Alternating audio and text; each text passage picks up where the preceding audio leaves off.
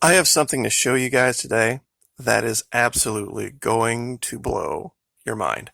I know we have shown a lot of different things, but this is going to be something that's on a whole new level.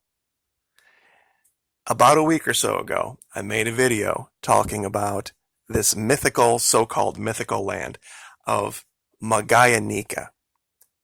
Was really Antarctica, and it was discovered at a time in the recent past when it wasn't covered with ice and snow. Now, I know science says it's been that way for thousands and thousands, you know, maybe even longer of years, but I don't think it's been that long, at least not for most of it. Now, let me show you what I found. Here in Antarctica, this was about 2 or 3 weeks ago.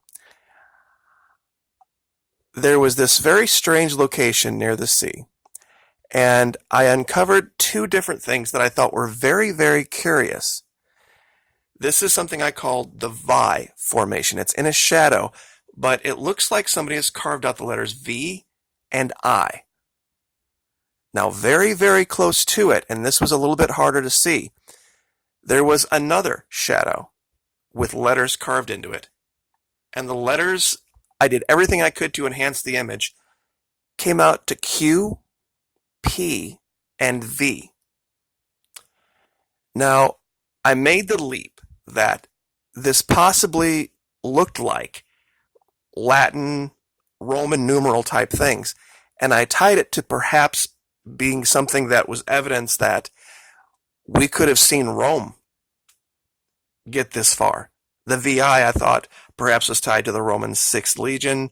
But like I said, that was speculation. Now, I did all the homework I could on this QPV. And when you type in QPV and Latin root, there's only one place that pops up. And I wanted to share that with you guys. It's this Harper's Latin Dictionary. And this is where I pretty much ended the investigation into that because I didn't think it had anything to do with anything.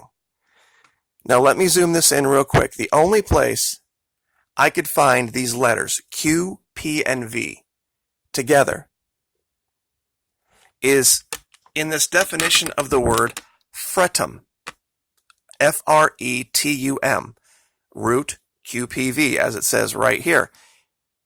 Main translation, to be in uneasy motion, boil, flash, or a straight sound or channel. Now, once again, at the time, I didn't think much of it. I thought, well, maybe I'm not even reading the letters right. Maybe there's something else. Well, let's go back to that picture that we were looking at. Up here, and it's in very tiny letters to the right. I didn't notice it before, but it says Fretum Magellanicum. Literally meaning the straits or the channel of Magellan. Now, I had made this allegation that at one time, I believe the distance between the tip of South America and what we call modern day Antarctica was negligible, that it literally was just a tiny little pass. It wasn't this giant expanse of ocean. Well, that would make sense. Now, here's the kicker. If we take this part here that says Terra del Fuego, which is a part of South America, by the way, not Antarctica, even here it's shown as part of Antarctica, and we orient this just like we do Google Earth Pro. We'll call this the 12 o'clock region. See where the words are written? Fretum Magellanicum. Over here at what we call the 1 or 2 o'clock region. Watch this. This area where I found this QPV written in the snow, let me zoom this out. It's right here in the 1 to 2 o'clock region. Now tell me, how can that possibly be a coincidence? Literally on the map where it says Fretum Magellanicum over here, that when you look in Harper's Latin Dictionary, the root is QPV. You can find in Antarctica, written in the snow, somebody placed this marker that literally says QPV.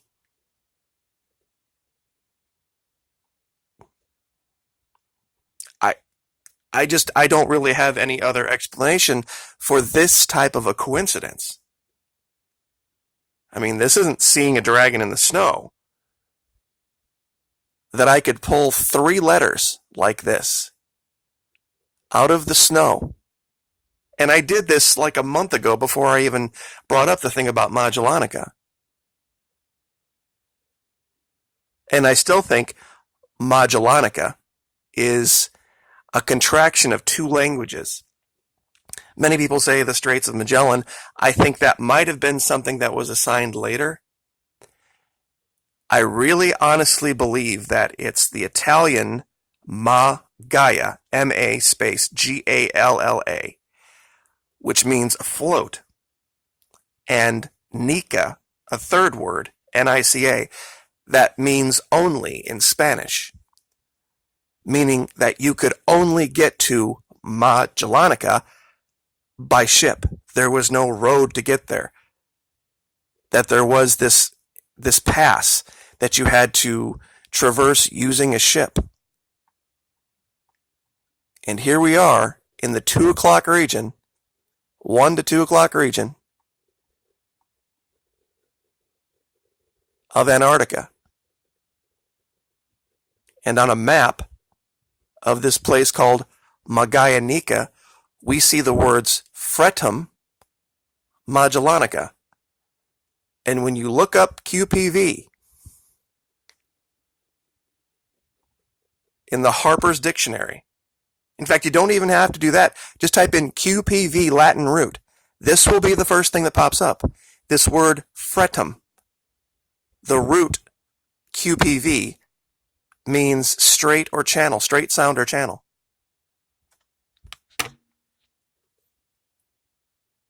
That would be the most mind-boggling coincidence if it was just a coincidence. I think someone was leaving a message. I really honestly do. Who? That's up for speculation, but whoever it was doing it in Latin, which would have made sense. Because whether you were a Portuguese explorer, an Italian explorer, a French explorer, any one of the Romance languages could have picked that up at that time. See, in modern day, Latin is pretty much an extinct language, but not in 1500. It was used extensively still at that time. In fact, that's another video for another day. But I just wanted to show this about, if you type in Gaia, M-A space G-A-L-L-A, Italian to English means but afloat. And Nica in Spanish, let me type this in real quick.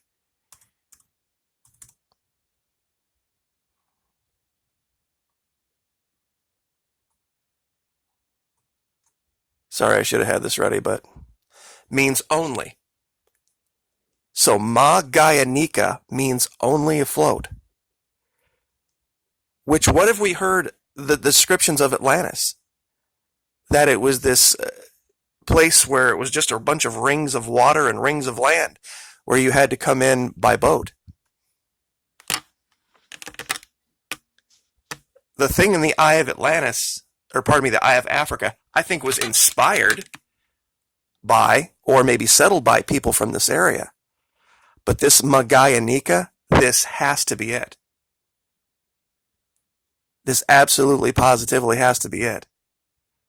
I think the amount of time, I was reading an article that talks about how it was for millions and millions of years, allegedly, the continent of Antarctica has been under ice, but it might be ice-free in decades. That doesn't even make sense to the laws of entropy. that it would take that long to get to the ridiculously low state of entropy that it's in, but then only decades to get to the highest state, which is ice-free and all of that water going somewhere. Initially, they have this great fear into the oceans, but what do we know about the laws of entropy? It's eventually going to end up in the air. You want to prove that? Take an ice cube out of the fridge. Put it on the counter. In a while, you come back, it's going to be a puddle. You come back a couple days later, and guess what? Even the puddle's gone. Why? Laws of entropy. So this whole thing with man-made climate change, I think the final stop down the road is going to be man-enhanced. Because they're going to have to come out and admit that the laws of entropy show that all that ice has to go away. It has to. Because everything's going to return to a certain equilibrium. And yes, will the water end up in the ocean? For a while, yes. But it'll end up back in the atmosphere. So, anyway, I just wanted to show this discovery. It was pretty exciting for me, I guess, because I had let that whole part of the investigation go because I thought it was a dead end. Just those 3 letters, QPV. But there's no way that this is some kind of a coincidence that the word fretum, Magellanicum, written here on the map, can literally be found right where those letters are and have the same meaning, to be the root Latin of that word. And you can find it on the ice. And I'll give you the location. You can go find it for yourself. And I'll give you a link to this map, and I'll give you the link to the Harper's Latin Dictionary. So you can see all this stuff for yourself. But I'll just leave it there. Like, share, subscribe.